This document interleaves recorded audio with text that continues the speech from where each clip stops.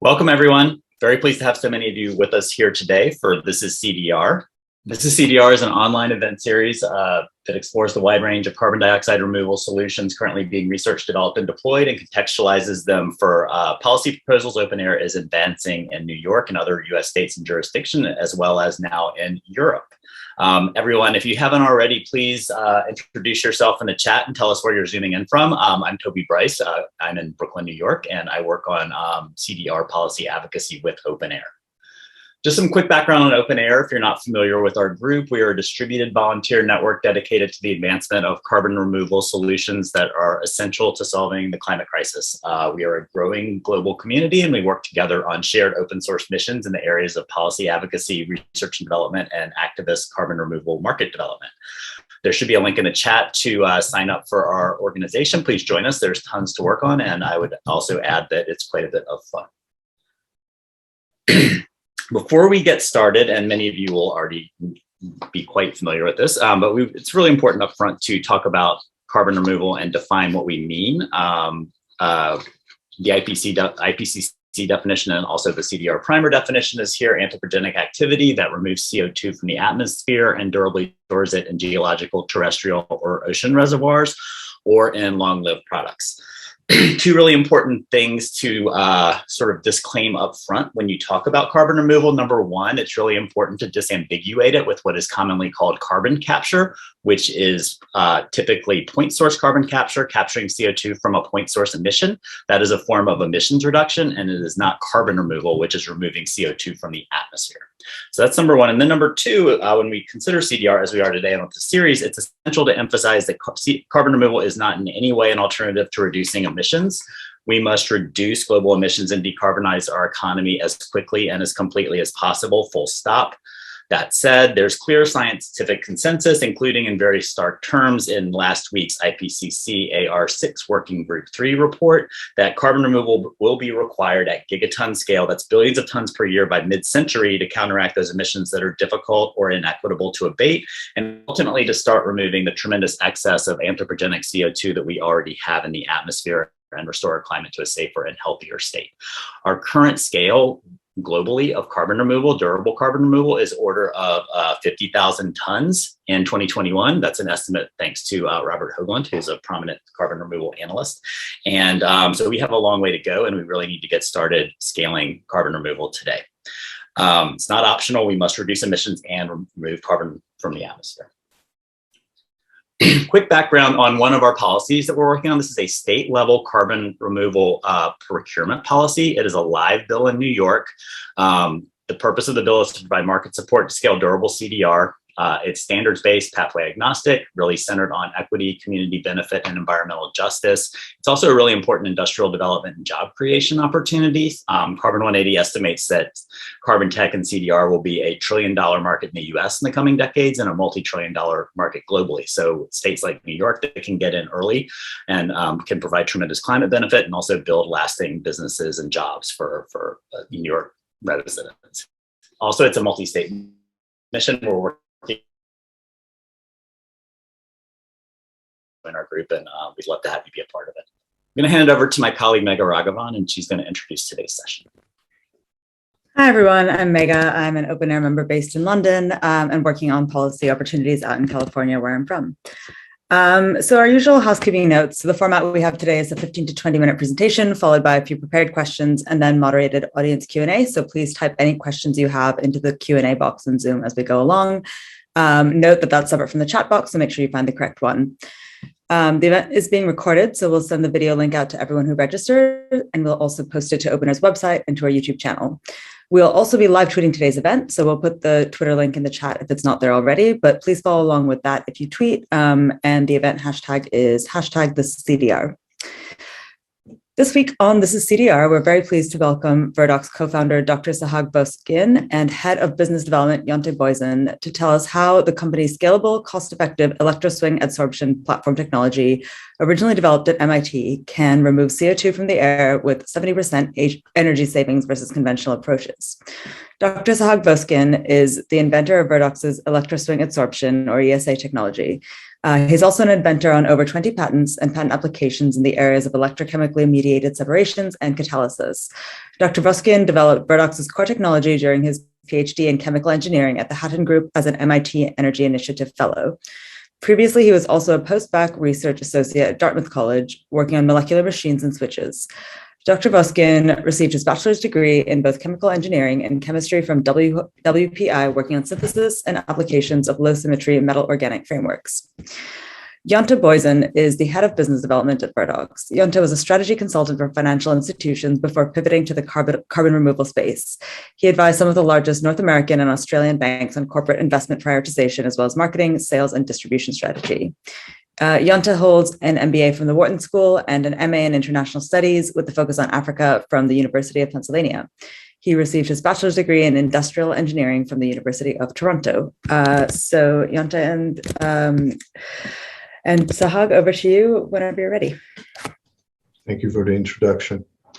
Yeah, awesome. Thank you very much. I'll kick us off and I'll share my screen. 1 second. Awesome. So yeah, thank you, I guess, to the organizers for having us on the show. It's exciting for us to share, and as a lot of you know, we haven't shared much, so hopefully people are eager to learn more about what we're up to and how the technology works. The mission for Verdox is to provide electrocarbon removal to enable net zero future, and so one of the key components of that is obviously carbon dioxide removal to really help decarbonize or help hard to abate emissions to be decarbonized through removing carbon dioxide from the atmosphere.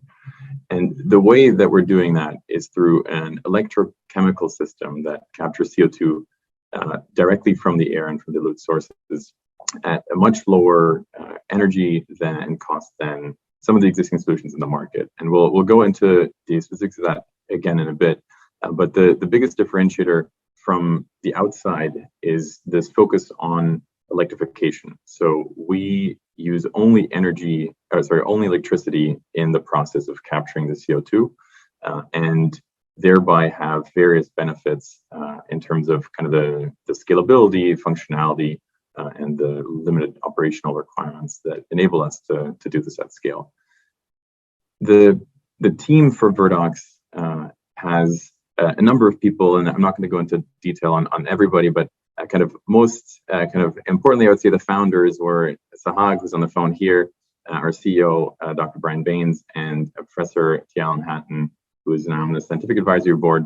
And Sahag will go into a bit more detail on that in the kind of story of how Verdox was started. But just to give you a sense, this is, as we've grown kind of from a research organization to now scaling this technology and launching formally in February, we've grown the team a lot and are looking forward to taking the technology out of the lab and doing the first field test this year. And so we've assembled a team here of kind of leaders across sustainability space, manufacturing, engineering, and kind of finance and legal that will help us achieve those goals. The problem that we're trying to solve is the same problem that I think everyone that has come on here probably is trying to solve. And this chart you've seen, I'm sure, many times. So I'm not going to spend a ton of time going through exactly what this chart is trying to tell you.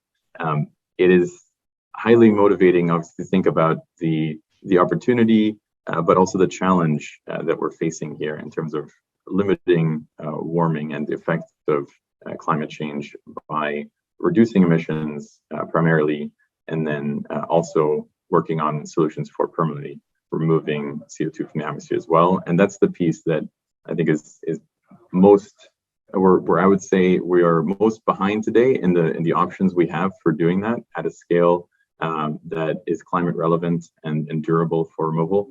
And so we're hoping to make some impact there.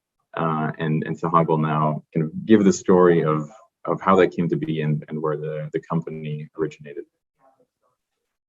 Thank you, Jonte. And thank you for the opportunity to present here today. So, working at MIT with my co-founder and my mentor at the time, Professor Alan, Alan Hatton, my career was focused on combining advanced organic chemistry, which is highly tunable, with chemical engineering processes. So chemical engineering processes like separations, which carbon capture is a subset of, usually conventionally rely on thermal swings or pressure swings, which do not necessarily have inherent high efficiencies, especially as you can see in systems where the capacity and the working capacity of these systems decrease as the concentration of inlet material increase. So my focus was to combine these conventional convert these conventional chemical processes to more advanced ones using stimuli like electricity and using an organic chemical mediator to improve efficiency and advance it further. And as a result, this carbon capture ESA technology that we've developed showed great promise in tackling one of our major socioeconomical problems, which is the carbon capture and climate change problem. The system that we've developed, we wanted it at the outset to be scalable, reliable, and modular. And electrochemistry was the pathway to combine organic chemistry and chemical processes to deliver such a high efficiency solution. As we progressed through the project and through a number of iterations and number of advances in the technology, we quickly realized that we have a scalable solution at hand, at which point Professor Hatton and myself partnered with our co-founder, Brian Baines, who led the effort in setting up Verdox and starting the operation of further optimizing this and commercializing it. So on the next slide, you'll see that our core technology is this modular unit, like electrochemical systems, fuel cells, batteries. It is a modular system that comprises of a number of electrochemical cells that combine together, act like a simple battery that when charged can capture carbon dioxide from any concentration and achieve full saturation of electrode regardless of the inlet concentration. This was one of the core achievements that we've managed when combining this efficient quinone chemistry that we've developed with electrochemistry. So we developed these modules that are reliable, versatile, can handle any concentration of CO2, and more importantly, highly energy efficient, because they rely on very simple fundamentals of chemistry to form the bond to achieve carbon capture and then break it for release. And that high control over the energetics and the electron through electrochemistry allowed us to achieve up to 70% energy savings compared to conventional thermal or pressure-driven technologies. So on the next slide, you'll see that the fundamental cell that exhibits the characteristics of the system are simply comprised of the capturing electrode and the counter electrode. The capturing electrode here is coated or functionalized with the active quinone material that upon activation or the charging of the cell can bind to CO2 in a chemically irreversible step. So the affinity of this material goes from 0 to 100% towards CO2, and it binds to CO2 and does not let go of it until a discharge or a deactivation process happens through electrochemistry. So when we charge the cell, we go from 0 to 100% affinity, we capture CO2 until electrode is saturated, then we discharge the cell, the affinity goes back to 0, and all the CO2 is released. But now it is released in a pure form, which can be utilized or sequestered downstream. Now, the counter electrode, on the other hand, has no functionality and does not interact with CO2, but it's simply there to balance the charge. So it to the working electrode or pulls them back in the charge process respectively. And this is explained in more detail on the next slide, where we show the chemical species involved in the process, whereby on the left, we have the adsorption process taking place during charging, and this Q unit represents the active quinone material that coats or functionalizes the working and capturing electrode, the dark gray one. This Q material is activated when it receives electrons from the counter electrode, the FC electrode. In the process, FC becomes positive, the Q becomes negative, and the negative Q is what has high affinity to carbon dioxide, hence the saturation. And again, like I said earlier, in the upon reversal of the polarity and the discharge of this cell, the process is reversed and pure carbon dioxide is fully released from the system, from the electrode, allowing full functionalization and full utilization of this electrode in the process. Now, how do we use this system? Here you have this illustration. How does it work? Next slide demonstrates the operation of a unit that is doing carbon capture from a feed stream at 400 to 500 ppm. So you see that upon the entry of this feed stream, we start with the charging process. And when charge starts, the concentration of the outlet stream drops. The concentration of the CO2 drops. This indicates capture. When the electrode is saturated, we reverse the polarity, and now CO2 is released. And you see the concentration of the outlet stream increasing.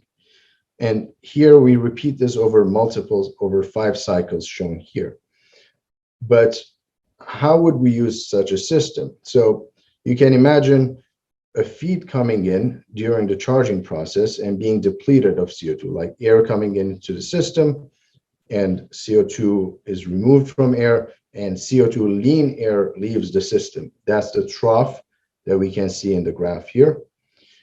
And when we release the CO2, high concentration CO2 goes back into the feed. Now, usually you can divert this so that pure CO2 is collected into a separate stream, or in some applications where the concentrations that we can achieve here are acceptable, like in greenhouses, then you can release back into the feed stream or into a sweep stream where you can enrich the air with more CO2.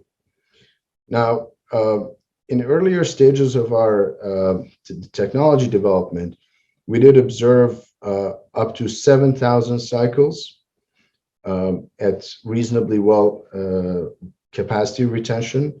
However, over the past 5 or 6 quarters at Verdox, we've engaged in extensive development work, and we have developed very robust systems that can retain more than 80% capacity over about 250,000 cycles.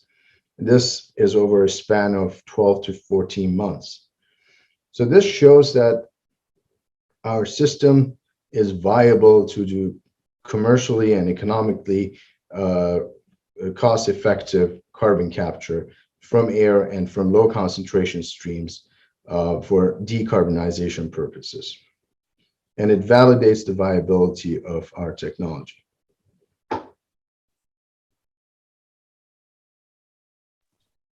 Awesome. So switching gears again from the technology side of what Sahag just presented, quick update again on where we are today and where we're headed. So the launch of Verdox in early February was kind of the first time that we came out and shared more about who we are and launched the website and so on.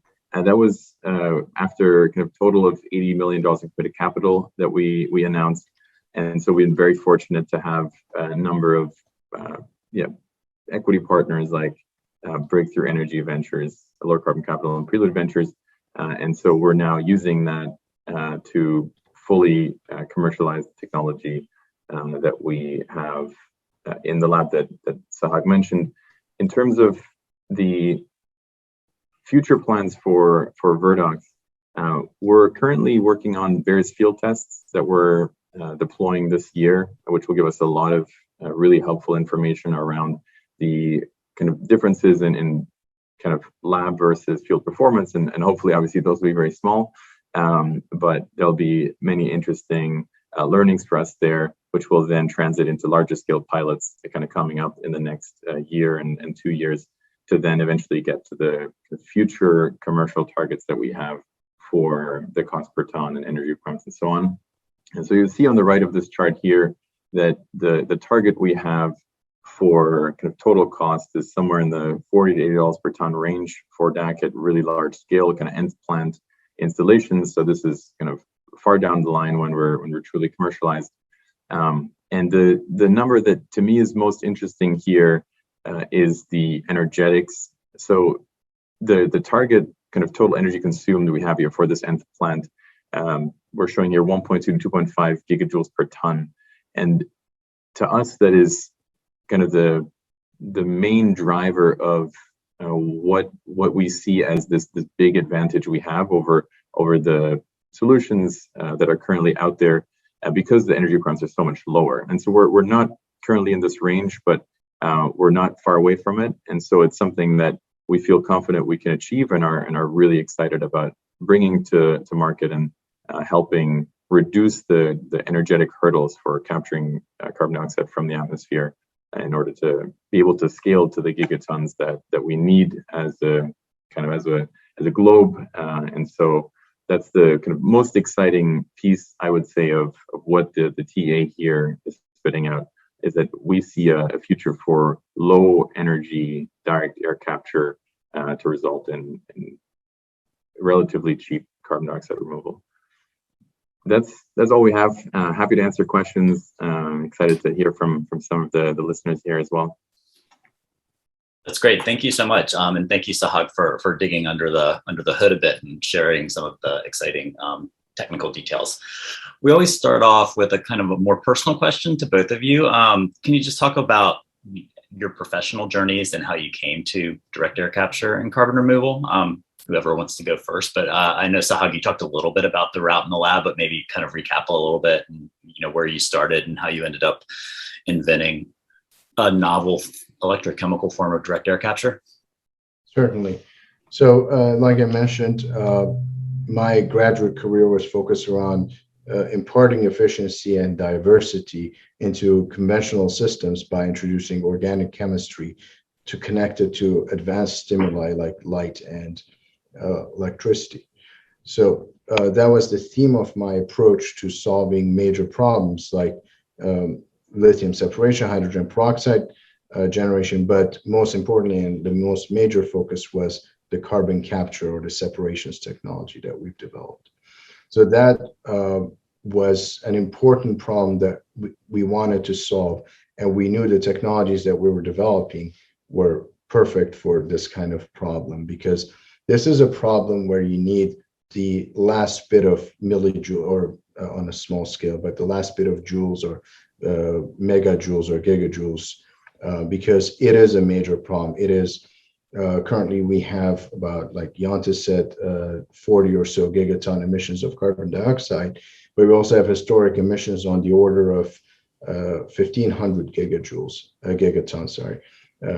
in the atmosphere to be recovered. So even small savings in energy and even slightest increase in efficiency translates to a large amount of saving to society and mankind. So we thought this is a problem we can tackle, and hence our foray into carbon capture.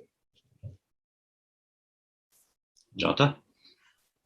Yeah, so I took a kind of less direct path even than Sahag, although he explored various different things in kind of his academic career and afterwards. But I started in industrial engineering college, didn't necessarily want to work in engineering, and then went to consulting for banks, but eventually realized that wasn't my calling either. And so through an MBA, then had the time and perspective to think about what problem I actually cared about, spending my career trying to help solve, and that's how I landed on carbon dioxide removal as kind of the focus. And then within that, trying to figure out where I thought I could make an impact and in driving some solution towards scale. And so after seeing the announcement that Sahag and Professor Hatton and Brian put out in late 2019, I knew that this was kind of the team that I thought I wanted to support and help commercialize the technology, given the promise of the low energetics and kind of the uniqueness of the approach, being able to run entirely on renewable electricity and not having some of the operational challenges that we see elsewhere. And so I reached out, and that's kind of the rest is history. It's been super interesting to learn from Sahag about the technology and then helping actually bring this to market. It's great. Both very inspiring stories. One follow-up question for you, Sahag. One of our key talking points at Open Air is when we talk about carbon removal, this distinction that's out there between engineered and nature-based is not super helpful, and it's more important to focus on the actual characteristics of the carbon removal method, price, durability, energetics, et cetera.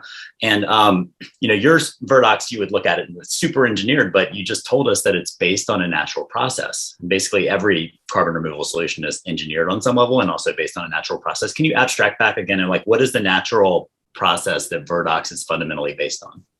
So it's multiple layers removed before we hit nature, but the fundamental material that we use and the redox active material that we use, the quinone, is found in nature, and it participates in electrochemical processes that transfer electrons and other material, protons and such, through natural systems. So the quinone is a mediator of an energy packet, which is the electron. It is an agent of mass transfer, which is the carbon dioxide, through that energy transfer. So it sits at the nexus of mass and energy transfer, which is in effect the carbon capture problem. Got it. That's very cool. That's a great answer. Switching gears a little bit, I think you're the first Massachusetts-based company that has been on This Is CDR, so congratulations. And Chris Neidl and I were just on the call with a pretty influential state legislator in Massachusetts about getting a CDRLA, Carbon Dioxide Removal Leadership Act, state level procurement bill introduced to Massachusetts. The session is almost over, so it's not going to happen in the immediate term, but we think the medium term opportunity for a bill like this in Massachusetts is huge, just given the state's extensive coastline and all of the exciting, research institutions in the state. Can you talk a little bit about either one of you about what the climate tech carbon removal ecosystem is like in the state, and there the Activate's there, Greentown's there, MIT obviously, but just talk a little bit about your experience with that. Sure. We've had very positive experiences with the location of Verdox and kind of where we are relative to some of what you mentioned, other innovators in the space, and so it's been very helpful to have kind of the MIT ecosystem being close by. That obviously Sahag is very close to, and Professor Hatton as well. But then also other startups in the space, either through Greentown or other places that we're in contact with. And so I think it's been a really great place for us to start to commercialize and build those connections. And so we're looking forward to doing more of that and trying to see how we can elevate Massachusetts in the clean tech space. So another question, and this is more on the kind of techno-economics of your process. Peter Miner from Carbon 180 wrote a great blog post a few months ago that he entitled DAC 2.0. And I mean, to be fair, he was pretty much sort of cherry picking some of these things for Heirloom, which is another exciting new direct air capture company. But I think they could similarly apply to, they do similarly apply to any direct air capture company. And the three elements of DAC 2.0 that he highlighted were, number one, passive air contact, or at least reducing the energy needed to actually create the air contact for the direct air capture. Number two, modular. And modular has a couple different dimensions. It's the actual form factor, which you talked about, but it's also the parts in the supply chain, basically not having to reinvent every single piece of your technology. And then number three was moving beyond chemical sorbents. And I feel like you guys would have interesting points of view on all three of those. Could you, either one of you, speak to, I know it's a broad question, but briefly to each one of those three aspects of quote unquote DAC 2.0? Are you going to take that? Certainly. So the question was, what are the wheels that we're not reinventing? Like I said, a lot of our systems look like other previously invented electrochemical systems, be it batteries, fuel cells, and other similar electrode-containing systems that interact with gas. So we are trying to leverage every component of that industry or these industries while maintaining the originality and not compromising on efficiency, integrity of material, and energetics.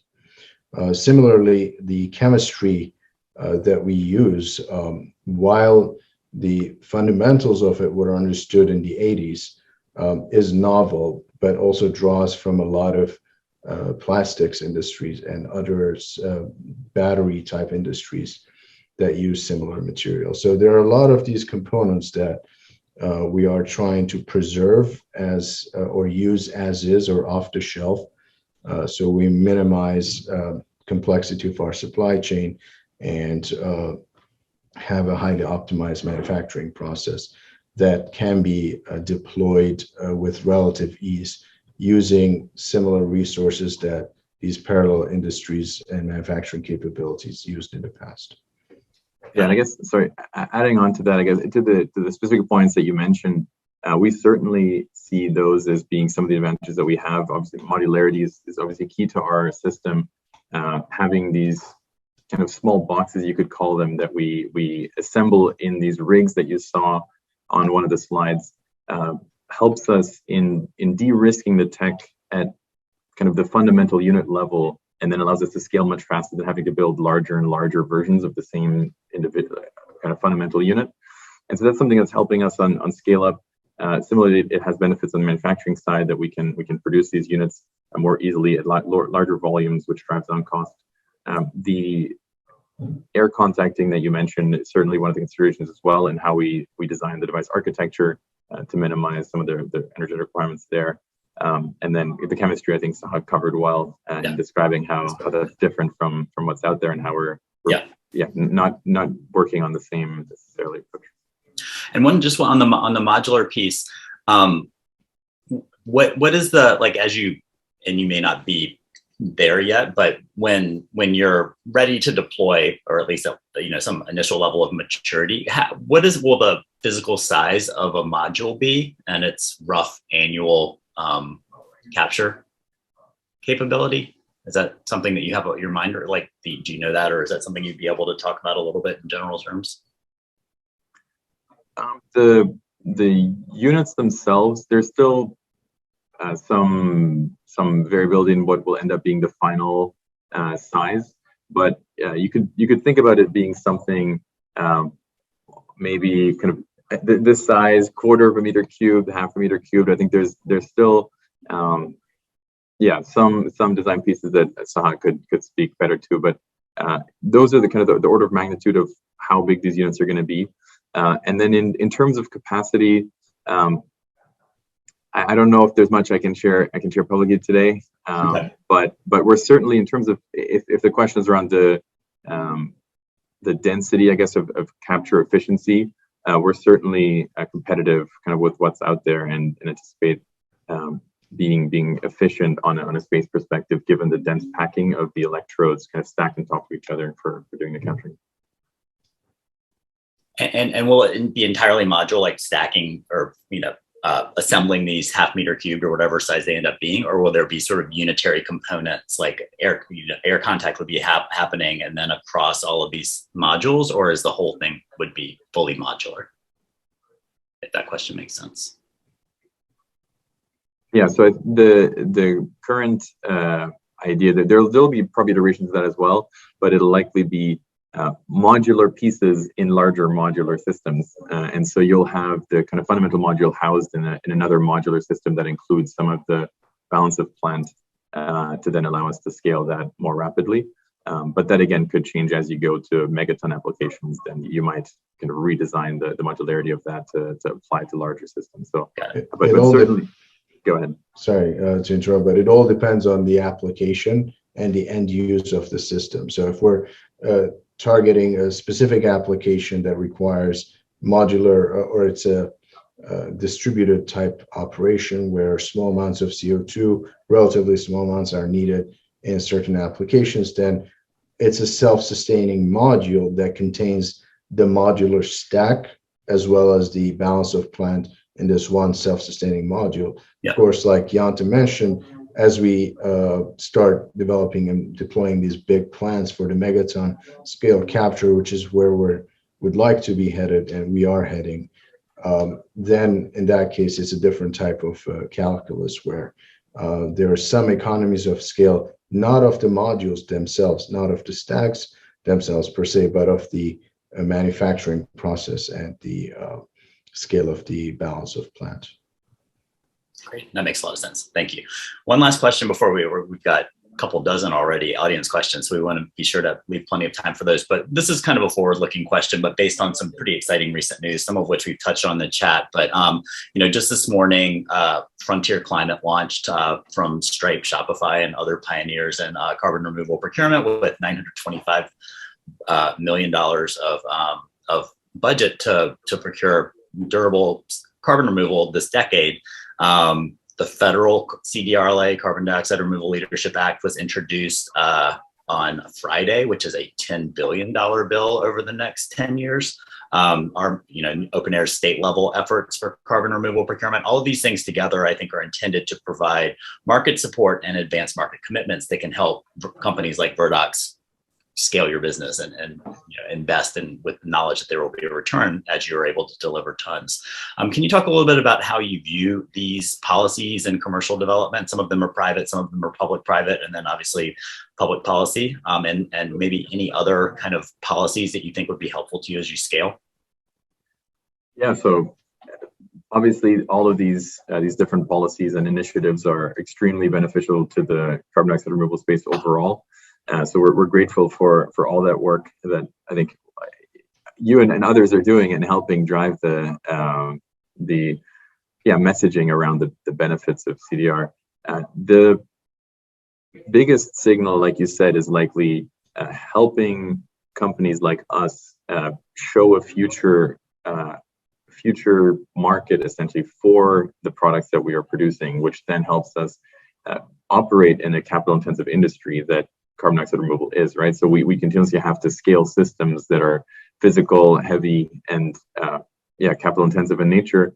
And you can only do that if you have some way of knowing that there will be demand on the other side of actually taking the removal that you're generating.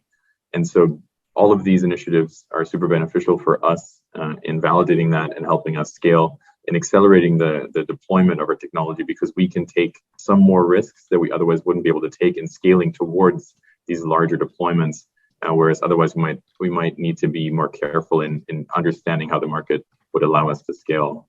So it's all positive news for us. Well said, and obviously we all need to move as quickly as possible on this. Speaking of which, I'm going to sign off for the moment and hand it over to my colleague Mega to start peppering you guys with some of these great audience questions that are coming in. So, Mega. Hey, yeah, we've got a lot. I'll start with some of the more technical ones and then go to some of the commercial ones.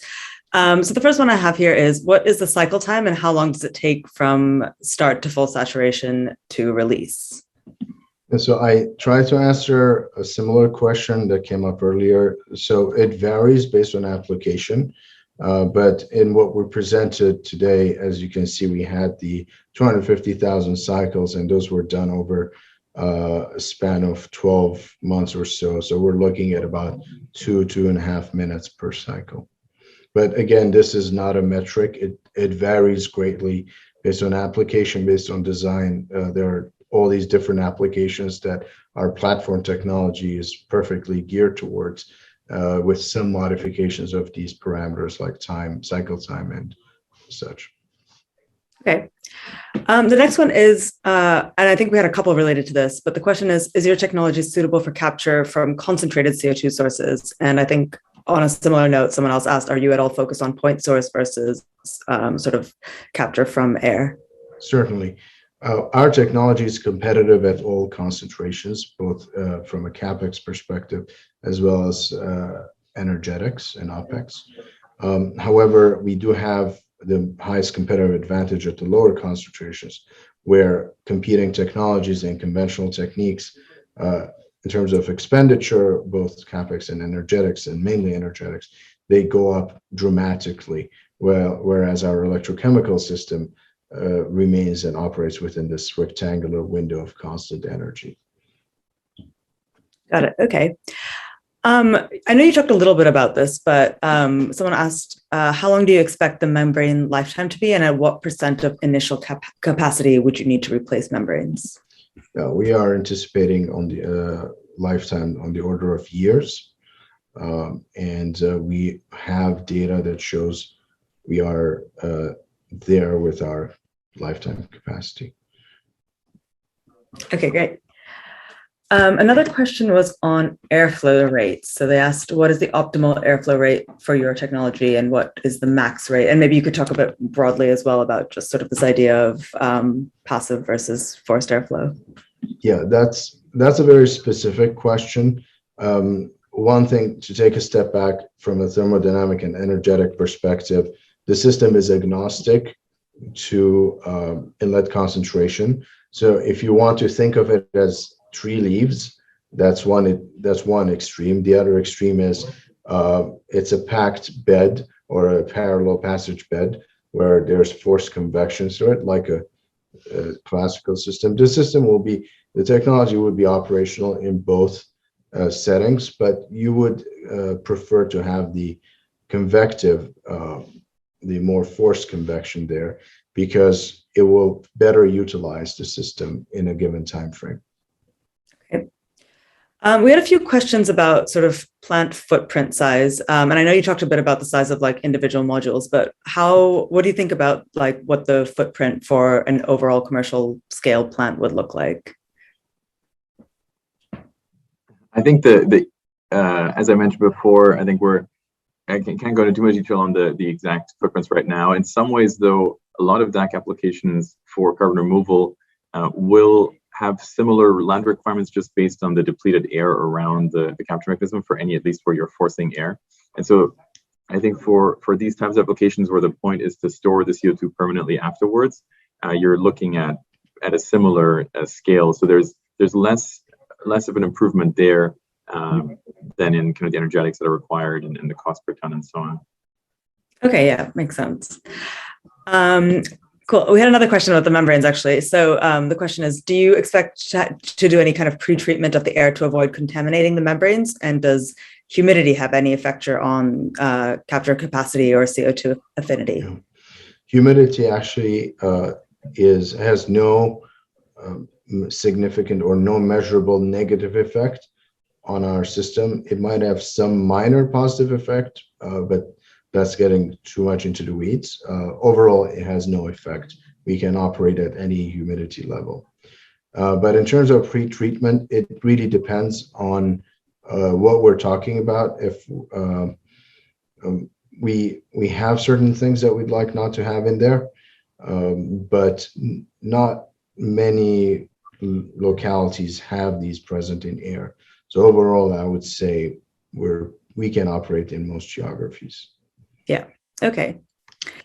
And I think last couple of technical questions. So one is, can you talk about the cell geometry optimization process? Is that a straightforward problem, or is there specialized computing required to optimize that?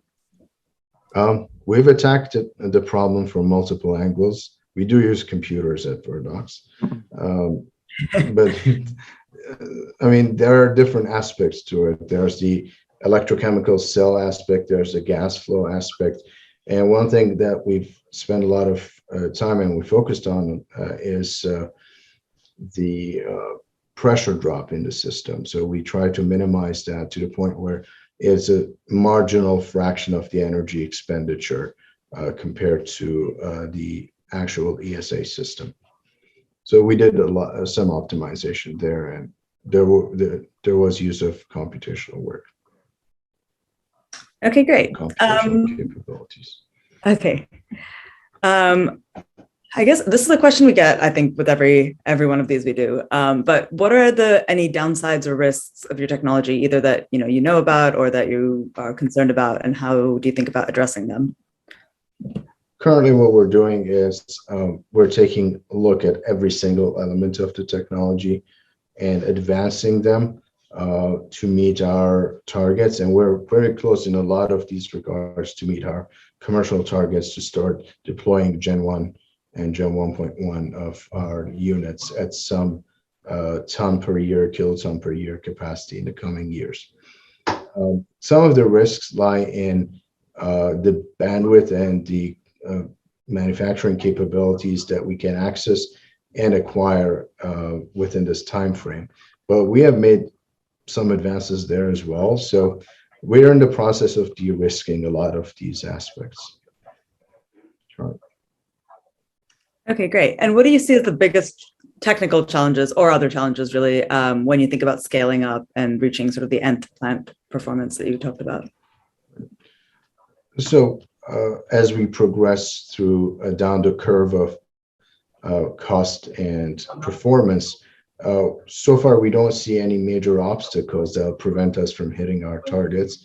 It's a matter of putting in the right amount of effort and invest the right powers and capabilities or into these capabilities.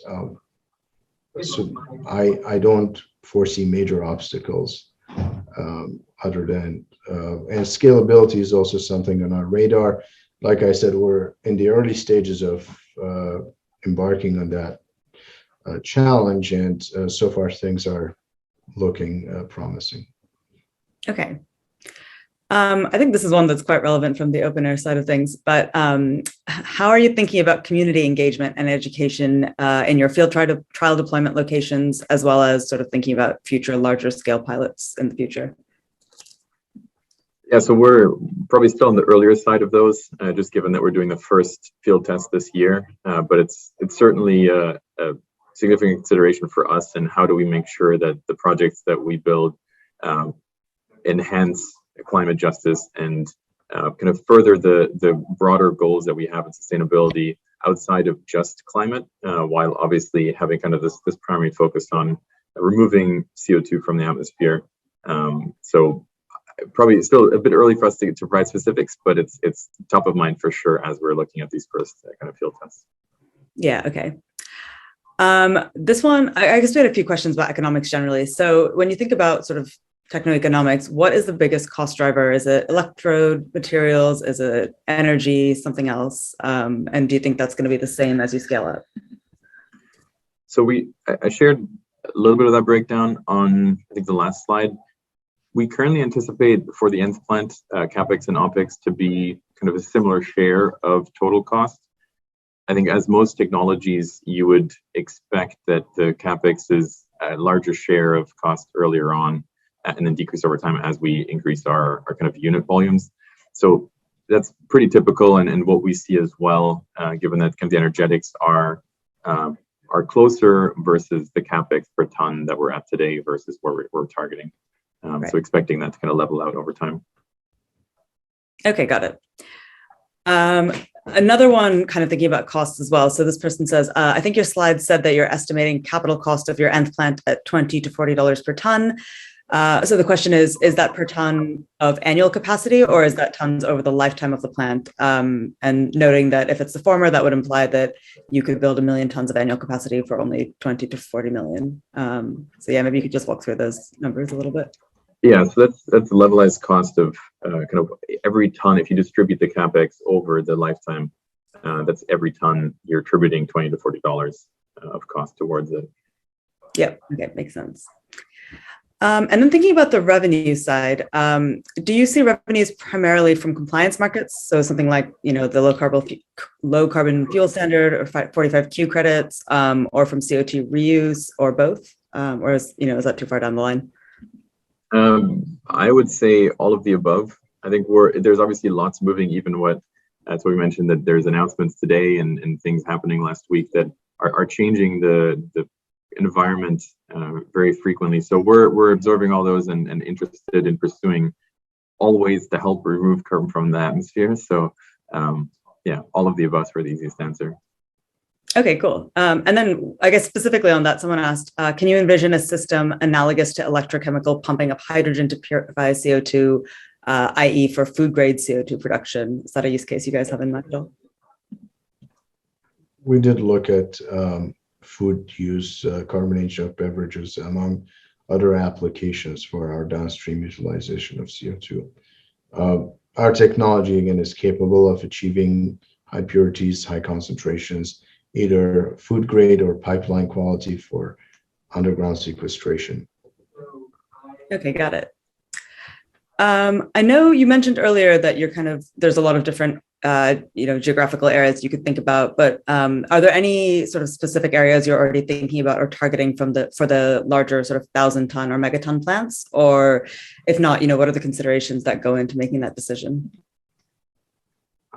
So we've obviously thought about it in some ways. The most obvious geographies, which is where I think a lot of people are playing right now, is North America and Europe for various reasons. But one of the main drivers of location is going to be a source of renewable electricity that has good kind of, capacity throughout the entire day. So you want to make sure that you have high capital efficiency. And so if you're only running the plant at certain parts of the day when you have renewable power, that's obviously a challenge. And so those are some of the considerations, given that electricity is really the only input for us, is co-locating there. And then sequestration sites, obviously, being another, so the closer you are to sequestration sites, the lower your transportation costs are going to be in emissions as part of the transportation. So I think the combination of those two things is going to determine a lot. And then there are other factors like policy and so on. Certain places are currently making it easier than others to develop new carbon dioxide removal projects, and so all those together will probably have to determine where we deploy first. Got it. Okay. I have two questions from this person who says, this is Elvis Cow from the Hatton Group at MIT, and says, thanks for the nice talk. So the first question is, I was wondering if you could share with us whether Verdox has plans to couple DAC with downstream processes like carbon utilization, such as fuel production. And I'll stop there and then ask the other one once you guys ask this one. Yeah, so we're on the technology side, we're focusing on the capture mechanism. There's many people that reach out about various ways to either use or sequester the CO2. And so we're actively talking to people kind of on both sides, but we're currently not developing our own technologies for processing the CO2. Yeah. Okay. And the second one is, I've seen recently that IEA gave a big shout out to ESA and the membrane-based methods as two emerging DAC processes. How do you evaluate the ESA approach with the membrane-based approach? So the membrane-based approach is useful at a certain range of concentrations, and it's been used in natural gas sweetening and other separations application. However, there is a zone at a certain concentration, and beyond that, or lower than that, you enter a zone of diminishing returns where going to a next level of purity or the next level of polishing of the or removal of CO2, it requires doubling or increasing the surface area of the membrane dramatically. Whereas our technology is, it has such high fluxes that the flux of capture varies only mildly at these lower 400 ppm air concentrations compared to some of the point source capture concentrations. Got it. Makes sense. I'm just going to ask one last question before I turn it back over to Toby. So someone asked, and I think this is something, again, close to everyone in open air. What is one thing that we, as in, anyone out here can do to sort of help and support these kind of technologies moving forward? I think the easiest thing for people, although it seems a lot of people here are more actively involved in carbon dioxide removal, where all their efforts are valuable, but for the general public, obviously advocating for policy that helps reduce emissions more broadly, and then also considers the need for removal is beneficial for everyone, including small companies like ours. But yeah, so I think it's really the policy side is what will drive the most change in generating demand, but also providing opportunities for demonstrations, tests, and kind of broader support on the regulatory side to actually deploy these faster than what might otherwise happen. Great. All right. Thank you guys so much. This has been super interesting for me, definitely. And I think for everyone listening. And now back over to Toby to finish us up and talk about next, what's coming up next. Sahag and Jonte, thank you so much for being with us. It was a super interesting, and we're very pleased for you to come on to This Is CDR to share the amazing work that's happening at Verdox. And best of luck as you move out of the lab and start some of these early deployments. But thank you again for being with us. Couple things we have coming up. Next week, we're very excited to have Eli Mitchell-Larson of Carbon Gap and University of Oxford Net Zero to talk to us about CDR policy in Europe. Lots of exciting things happening in Europe, and mutual relevance between policy developments here in North America and in Europe. So I think that should be a really interesting session. The 26th, we have a company that I believe also has an MIT relationship called Takachar, a young entrepreneur named Kevin Kung, who with his team has invented a modular pyrolysis process to basically help process waste biomass in situ to reduce transport costs to create biochar and potentially bio-oil. So that's coming up on the 26th. And then May 10th, we have another electrochemical direct air capture company based in the UK called Mission Zero. So a couple great things coming up, and we'll have more announcements in the coming days and weeks of other May sessions going into June. So we're going to keep this going. But thank you all for being here today. And thank you again to Jonte and to Sahag for joining us. It was a super interesting talk, and we were really pleased to have you. Everyone be well, and we will see you again next week.